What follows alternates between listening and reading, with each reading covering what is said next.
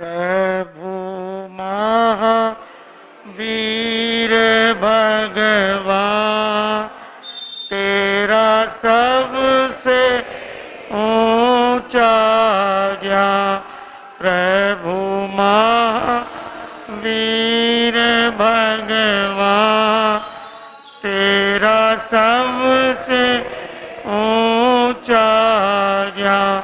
हो जन जन का कल्याण, हो जन जन का कल्याण तेरा सबसे चल रहा पांचवा आ रहा है। चल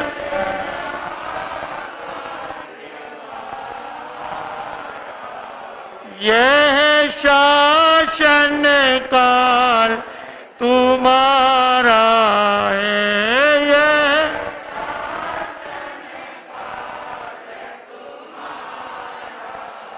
हे महागुणी पुण्यवान, हे महागुणी पुण्यवान तेरा सबसे ऊंचा ज्ञान।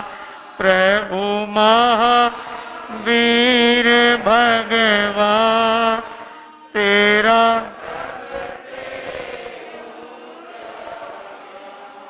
अनंत अनंत ज्ञानी, अनंत अनंत दर्शी चरम तीर्थंकर प्रभु परमात्मा भगवान महावीर स्वामी के पावन पवित्र श्री चरणार बिंदों में हृदय से अनंत अनंत कोटि कोटि वंदन नमन। जन जन की आस्था के केंद्र प्रातः स्मरणीय जगत वल्लभ जैन दिवाकर परम पूज्य आराध्य देव गुरुदेव श्री चौथमल जी महाराज साहब के पावन पवित्र श्री चरणार बिंदों में हृदय से अनंत अनंत कोटि कोटि वंदन नमन। मम आराध्य मम गुरुदेव मेरी अनंत आस्था के केंद्र महामहिम उपाध्याय भगवान पूज्य गुरुदेव श्री मूलचंद जी महाराज साहब के पावन पवित्र श्री चरणार बिंदों में हृदय से अनंत अनंत कोटि कोटि वंदन नमन। अत्र विराजित रमेश मुनि जी महाराज, मां सती श्यामा जी और सुदर्शना जी महाराज सबका हृदय से बहुत बहुत अभिनंदन। श्रीमानों,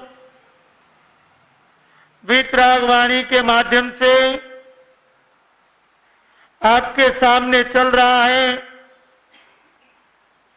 पापों से जितना बचा जाए, सरलता जितनी जीवन में अपनाई जाए, विनम्रता भाव का जितना सुंदर वातावरण जीवन में उत्पन्न कर सके, जितना भी शुभ और अच्छा कार्य है वो जितना कर सके वो हमारी आत्मा के लिए आनंद के क्षण हैं, आनंद के पल हैं, आनंद के वातावरण को निर्मित करने वाले हैं। जरूरी नहीं हर कोई मास कमन कर सके, जरूरी नहीं कि हर कोई 200-300 दिन का तप कर सके, जरूरी नहीं कि हर कोई वर्षी तप कर सके। भगवान महावीर ने वर्तमान में इस पंचम आर्य के अंदर वीतरागवाणी के माध्यम से समझाया और बतलाया है। अनोदरी तप भी कर लिया जाए। कौन सा तप? अनोदरी तप। कितना छोटा तप है, बहुत छोटा सा तप है, लेकिन पुण्यवानी, गुणवंतता और ऐसा तक भगवान ने कहा जो एक समय का आहार नहीं छोड़ सकता है, एक क्षण भी भूखा नहीं रह सकता, अगर वो व्यक्ति अनोदरी तप कर लेता है तो उस मास कमन की तपस्या का लाभ उस प्राणी के खाते में आता है, उस प्राणी के खाते में आता है। क्योंकि भगवान ने कहा अंतराय कर्म के आधार पर, अशुभ योग के उत्पन्न होने पर हमारे जीवन के अंदर हमने अपने आप में हमने बहुत कुछ व्यवस्थाएं ले रखी है, पर उसके लिए तोड़ने के लिए जरूरी नहीं हाथी ही मिले, चींटी से भी काम चल सकता है। जरूरी नहीं हाथी से काम चले, चींटी से भी काम हो सकता है, क्योंकि चींटी भले ही तेंद्रीय प्राणी है, चींटी भले ही, अरे भैया डिस्टर्ब मत करो,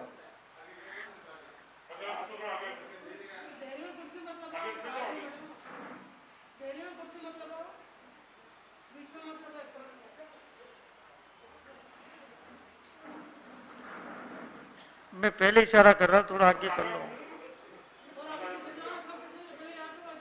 अरे वहां जगह नहीं मिल रही हो तो पाटे पे आ जाओ।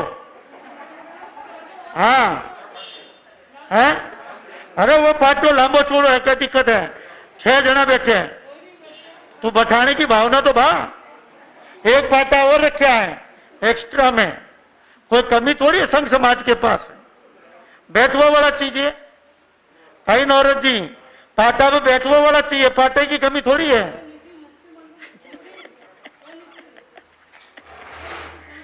तो मेरा चिंतन, अब डिस्टर्ब मत करना भैया, तो अनोदरी तप जो होता है, उस तप का थोड़ा सा चिंतन हम करें। वो तप इतना सुंदर है कि जो मांस कमन नहीं कर सकता, अंतराय कर्म से मैं नहीं कर पा रहा हूं, पर उसकी अनुमोदना तो कर सकता है।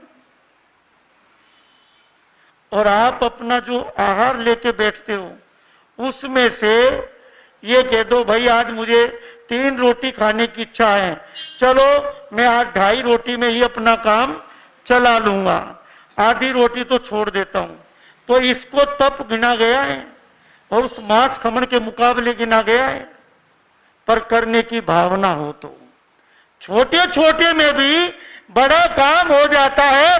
छोटी चींटी एक शक्कर की बोरी को इधर से उधर कर देगी, पता नहीं लगेगा। हाथी भी उठा सकता है और चींटी भी उठा सकती है, पर वो हाथी एकदम पूरा उठाएगा, पर चींटी थोड़ा थोड़ा थोड़ा थोड़ा थोड़ा करके और उसको पूरे को सफा चट कर जाएगी, पता नहीं चलेगा। ये थोड़े थोड़े में भी बहुत से कर्मों का सफा चट हो जाता है। ये तप, ये आराधना, ये साधना, ये वीतराग परमात्मा ने इस आत्मा के उत्थान के लिए बताया, पर इसको सही रूप में करें तो, करने का तरीका याद हो तो।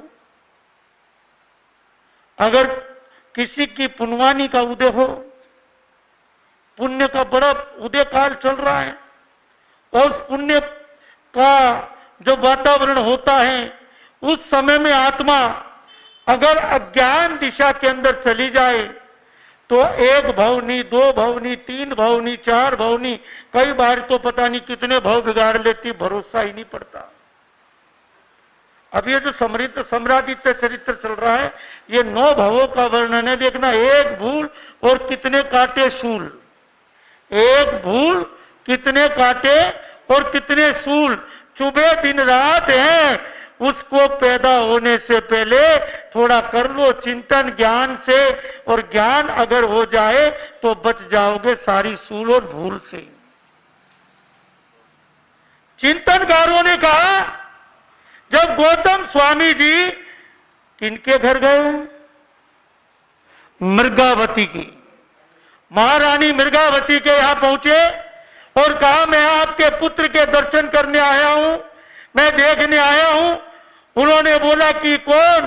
बोले ये मेरे पुत्र हैं। बोले इनको नहीं, मैं आपके बड़े पुत्र को देखना चाहता हूं। आपको कैसे मालूम पड़ा?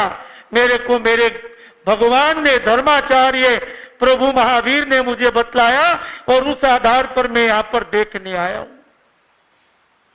और जब देखने के लिए पहुंचे, पहले क्या था, आज की तरह संसाधन नहीं थे।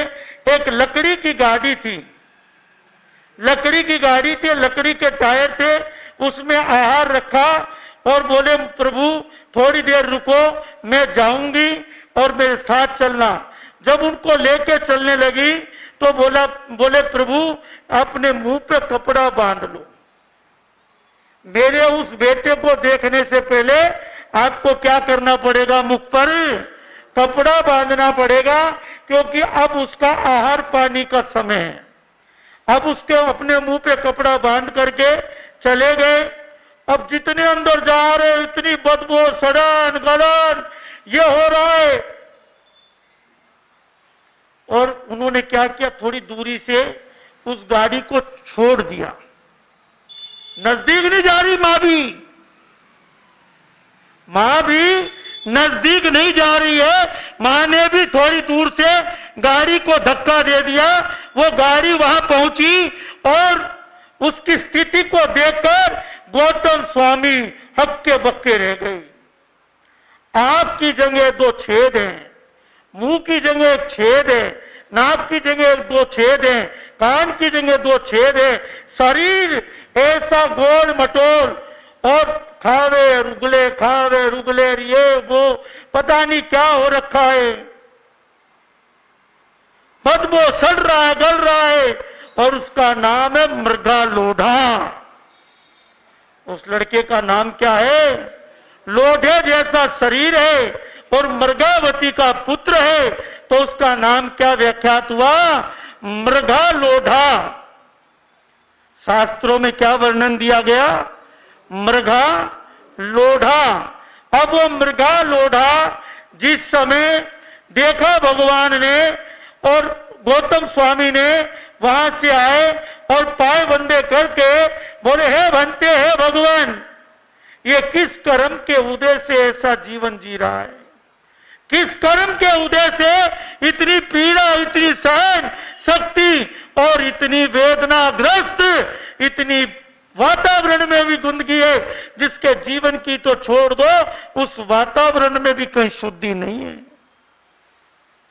मुझे एक बात याद आ गई। गुरु नानक देव विचरण करते करते अपने कुछ शिष्यों के साथ ग्रामानुग्राम जा रहे थे। समय था आहार पानी का। अपने शिष्य धारा को कहा, जा भाई ये गांव नजदीक आ गया है, जा यहाँ भागजोग से कहीं मिल जावे तो थोड़ो अवसर देख ले। वो गया, एक भी गांव में आहार पानी नहीं मिला, एक भी घर में पानी नहीं मिला। आके कहा, क्या रहा? बोले कि क्या बताएं, पता नहीं स्थिति मन स्थिति कैसी हो चुकी है, यहां कोई पानी बहराने के लिए तैयार नहीं। धर्म को कसाई की परिपाटी में बदलकर चलाने वाला नरक गति का मेहमान होता है, देव गति का नहीं होता। मेरी बात समझे, मैं क्या भाषा बोली? एक शब्द बोला मैंने, एक शब्द, उस शब्द को थोड़ा गहराई से सुना मैंने क्या बोला है। धर्म करके कसाई में चलाने वाला नरक गति का मेहमान होता है।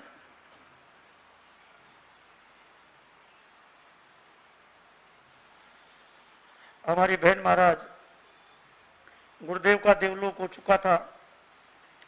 मैंने कहा, वो बोले कैसे आए कोटा, किधर से आए? मैं आप उज्जैन से आगर होते हुए, पिपलोन होते हुए, बड़ौत होते हुए और सीधा रास्ता डक, बोलिया, भवानी मंडी और रामगंज मंडी होते कोटा आ रहा है।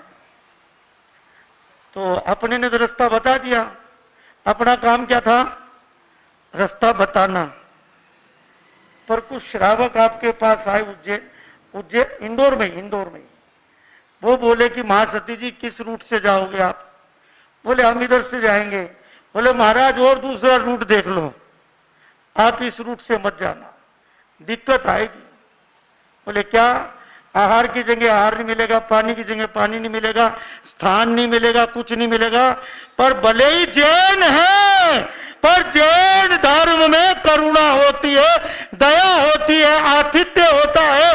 जैन धर्म के अंदर इतनी मानसिकता का परिवर्तन होता है कि एक जीव भी, छोटे से छोटा सूक्ष्म जीव भी पीड़ा में दिख जाए उसके प्रति वत्सलता का भाव होता है।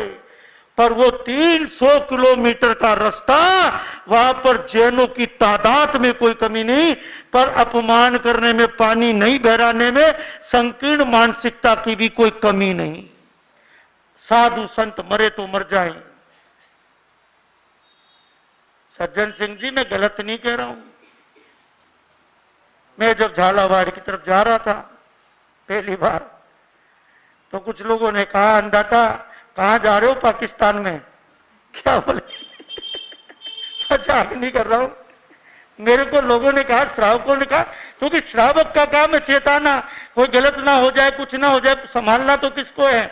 जिसको हमारी चिंता है, जिसे हमारे धर्म से प्यार है, जो धर्म को समझता है, जो असाधु को समझता है, साधुता को समझता है, साधु की रक्षा करने वाला है, उसके मन में सदैव ध्यान रहता है कि मेरा साधु कहीं उलझ ना जाए।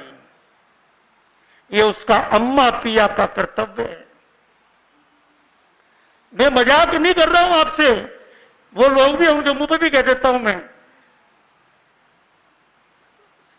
तो उन्होंने मुझे कहा, आप कहां जा रहे हो? मतलब देखो भैया, आप तो मस्तराम, जटे पड़ गए तो पड़ गए, जड़े मिल गया तो मिल गया, नहीं तो अपने बनना और बनाना दोनों सीख रखा है। तू तेरी बात मानने तो सही, नहीं तो अपनी बात मनवा लूंगा, और मारी नहीं माने तो थारी मान जाऊंगा। मगर गुरु महाराज के 2 शब्द याद है, या तो अपना बना लो, नहीं तो उसके बन जाओ। 2 शब्दों में से कोई सा एक शब्द अपने जीवन में आचरणबद्ध कर लो, आपको तकलीफ नहीं आएगी। मुझे जैन बहराए ना बहराए, पर जो धर्म को जानने वाले अजैन बंधु, जिनको हम अजैन कहते हैं, पर उनके जीवन में जैनत्व का जो सुंदर वातावरण, वितराग वाणी भरी हुई है, उसका जो स्वरूप देख लेते हैं, तो देखकर जैनों को भी सामने उनका गुणगान करने का मन होता है। आज जैन 30 घर है यहां पर, और संख्या दोनों की बराबर चल रही है। क्यों धर्म जी? संख्या व्याख्यान में फिर भी मैं खुश हूं, क्योंकि मैंने 2015 में भी इतनी संख्या नहीं देखी। बहनों की बात नहीं कर रहा हूं मैं, इधर बात कर रहा हूं।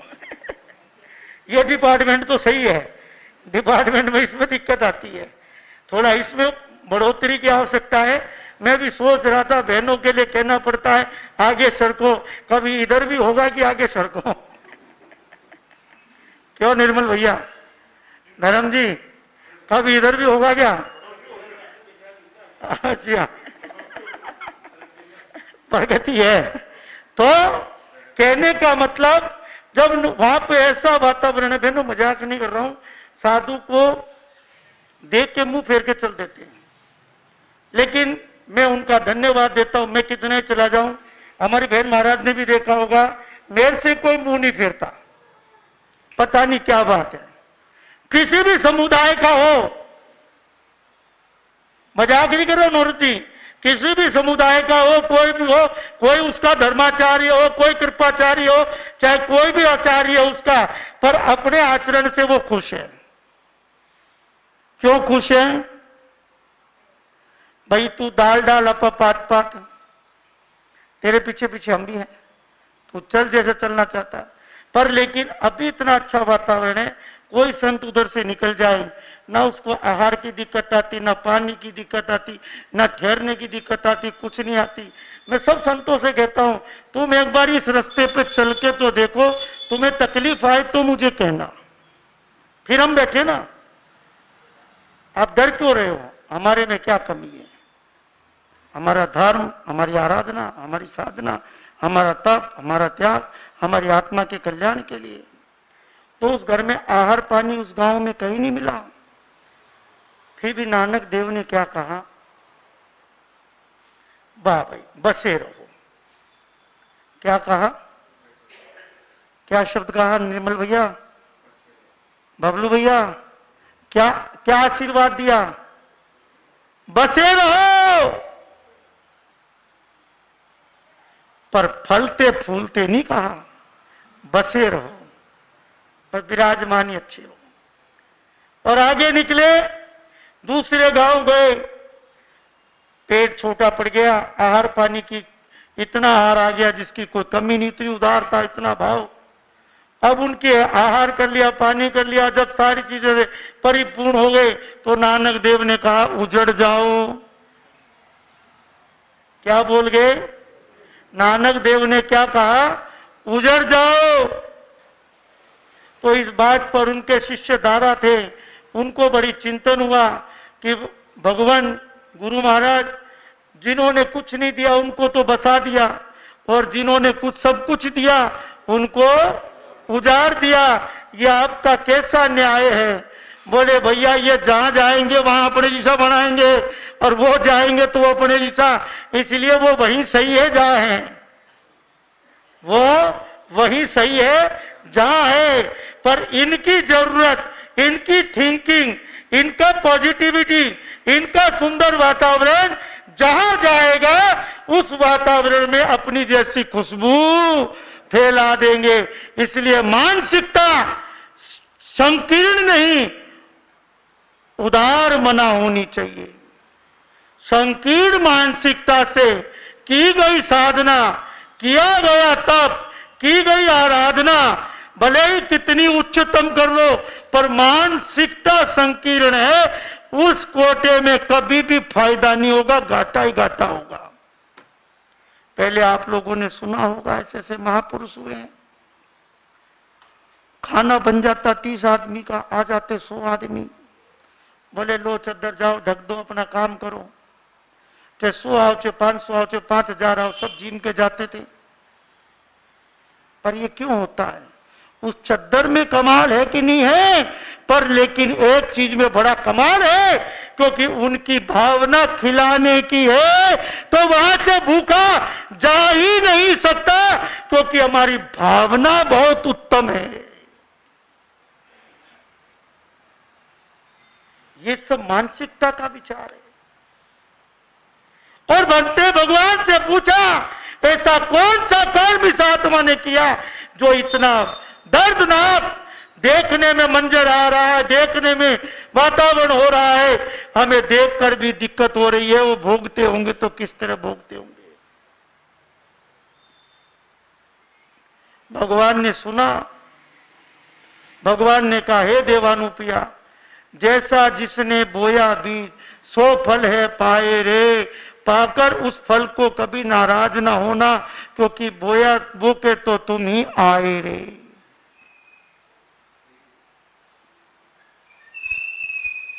भगवान ने बड़े सुंदर तरीके से कहा हे देवानुपिया, समझो जानो, आप सब चीज समझते हो, पर इस कर्म सिद्धांत को समझना बड़ा कठिन है।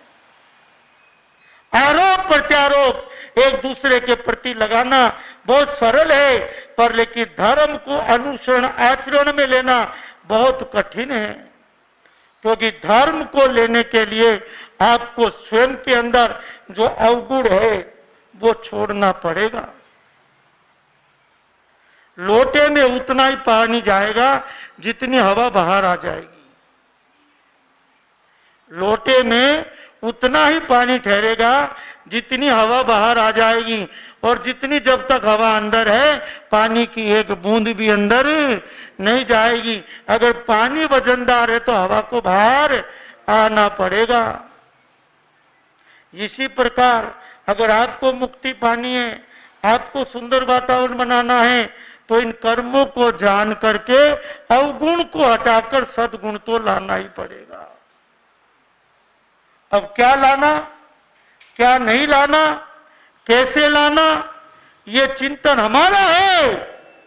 आत्मा हमारी है, जीवन हमारा है, जीना हमें है, पाना हमें है, खोना हमें है। जो भी कुछ है पराये का कुछ नहीं, जो भी होना है वो हमारा होना है, पराये का कुछ नहीं होना है। इस बात को अगर समझ लिया जाए तो जीवन में तकलीफ आधे से कम हो जाएंगी। अभी को बात, अब कई बारी मैं जब छोटा था, निर्मल से तो छोटा ही हूं मैं, फिर भी इससे तो छोटा नहीं होगा, मतलब कि ये कद में छोटा, उम्र में बड़ा होगा। 50 साल तो उम्र होगी आपकी, 48 तो मगर बराबर सी है।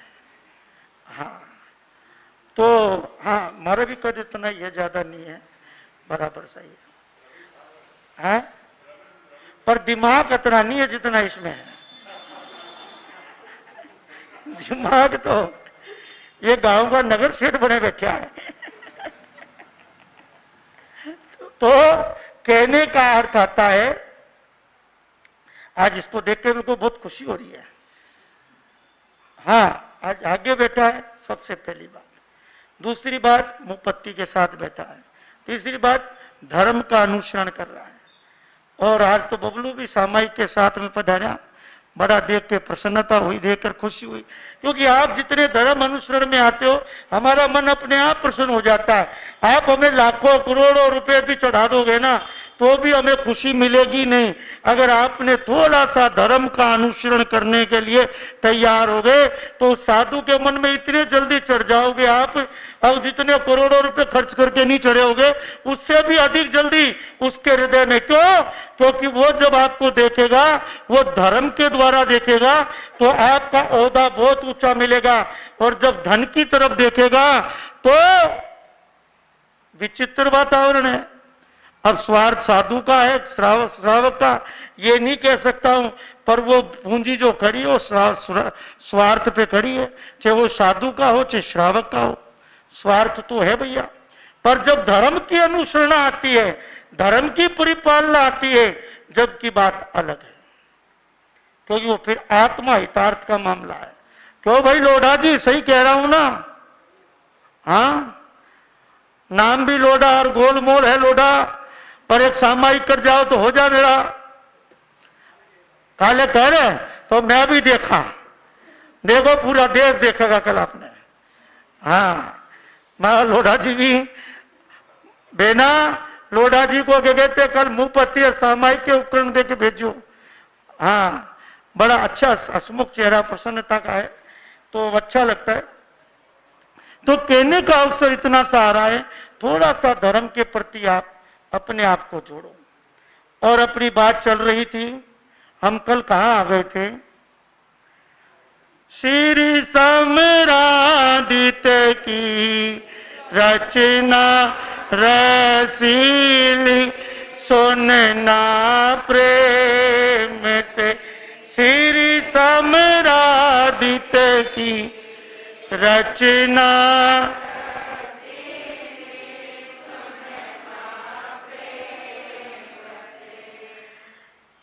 हमने कल तक चर्चा की थी। उस तपस्वी राज ने, मुनि राज ने, तापस ने कहा अभी 5 दिन बाकी हैं, और ये बात सुन करके कहा कि आप मेरे यहां पारणा करो। मुनिराज ने कहा कल का क्या भरोसा, पल का ही नहीं मालूम, आगे की कैसे कहूं। अधिक अनूने देख तपस्वी लीनी मान मनुहार, आए महल में परिजन सन्मुख करो बात विस्तार। छठे दिन तपस्वी आएगा रहना सब होशियार जी, श्री सम्रादित की रचना रसी सुनना प्रेम से, श्री सम्रादित की रचना।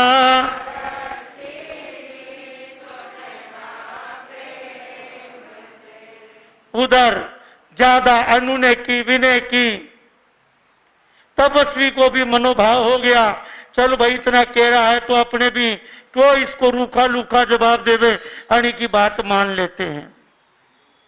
और राजा गुणसेन वहां से चलकर अपने महलों में आया, अपने प्रियजन बंधु बांधवों को बुलाया और कहा देखो आज से छठे दिन पर एक तपस्वी आएगा।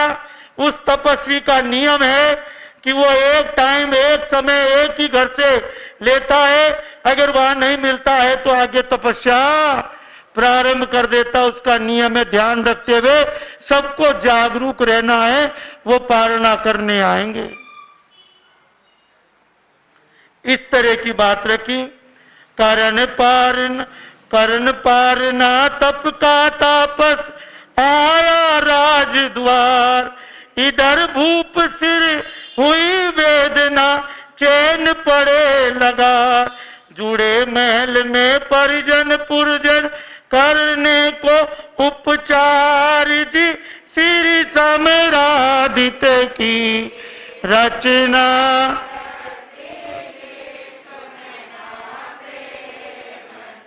श्री सम्रादित्य की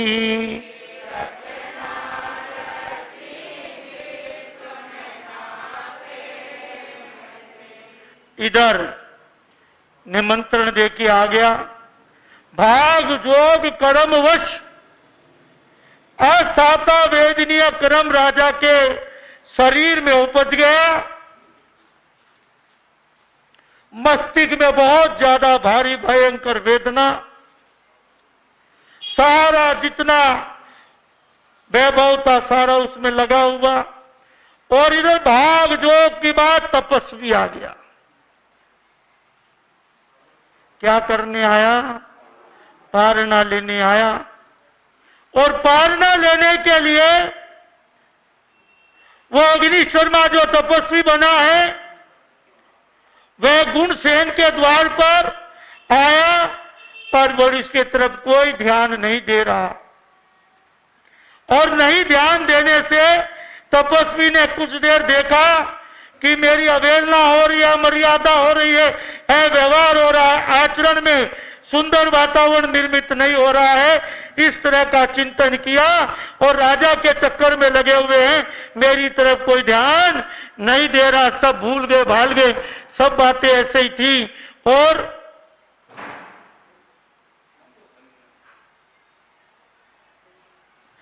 इस तरह का वातावरण होने के पश्चात उधर राजा ने तो इधर वेदनाग्रस्त हो गया और तपस्वी की तरफ किसी ने देखा नहीं।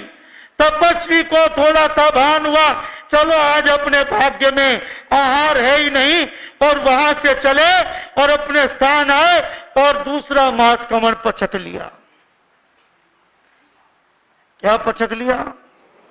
दूसरा मांस कमन। जैसे इधर मांस कमन तपस्वी राज ने पचका, पचकने के कुछ ही क्षण बाद इधर राजा का संतुलन सही हो गया। और राजा का संतुलन सही हुआ।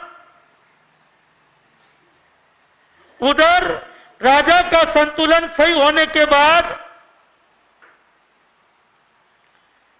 राजा को मालूम पड़ा तपस्वी आया, फिर मेरी बीमारी के कारण तपस्वी का अपमान हुआ।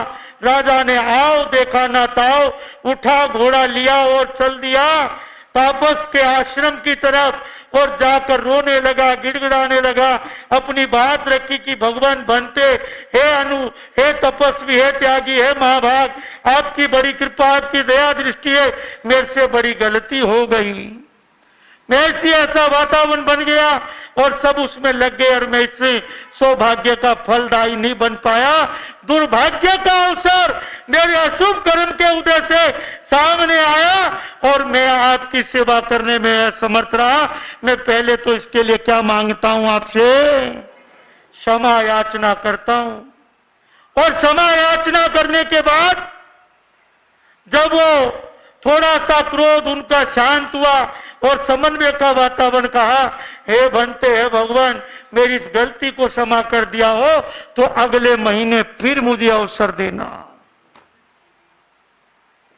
ये बात रखी। अब वो क्या कहते हैं आगे, कैसे होगा, वो समय पे बात करेंगे। आनंद ही आनंद।